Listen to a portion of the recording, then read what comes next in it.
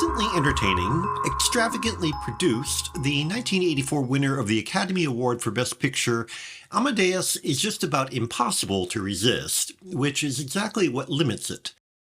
Based on Anthony Schaffer's play about the putative relationship between Antonio Salieri, F. Murray Abraham, and W.A. Mozart, Tom Holtze, it bludgeons every dramatic point so relentlessly that there is no danger of any reaction beyond intention.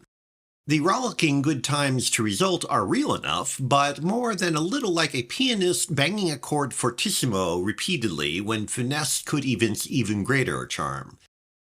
The conceit of both play and film is that Salieri, court composer to Emperor Joseph II, Geoffrey Jones, is a musical mediocrity cursed with the ability to recognize, but not equal, Mozart's brilliance.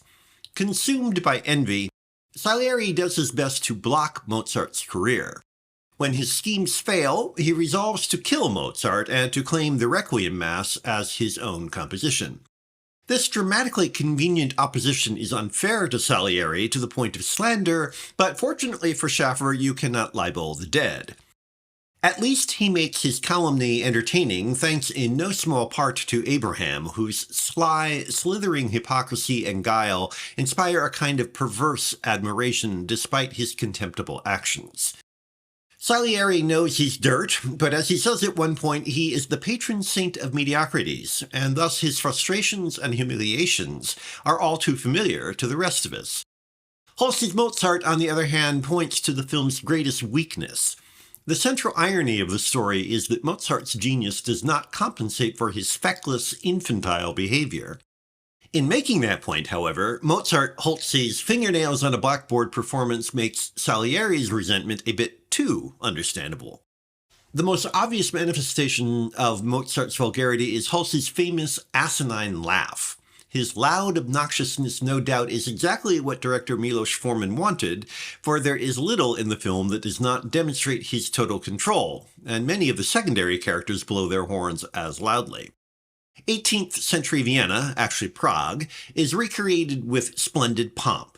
Cuts have the emphatic precision of a rock video.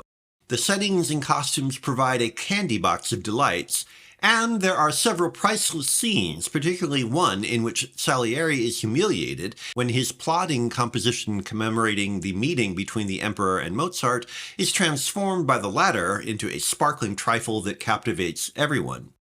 So even Amadeus's flaws are at least partially intentional, so that, like Salieri's operas, the film is crowd-pleasing in a pushy, obvious kind of way. The revelations and boundary-breaking brilliance of great art, or even just the graceful filigree of a Mozartian divertimento, are impossible in anything so effectively programmed. No work of art has to answer to such standards, of course, but it is worth noting that while you get your money's worth in Amadeus, there's no change to take home.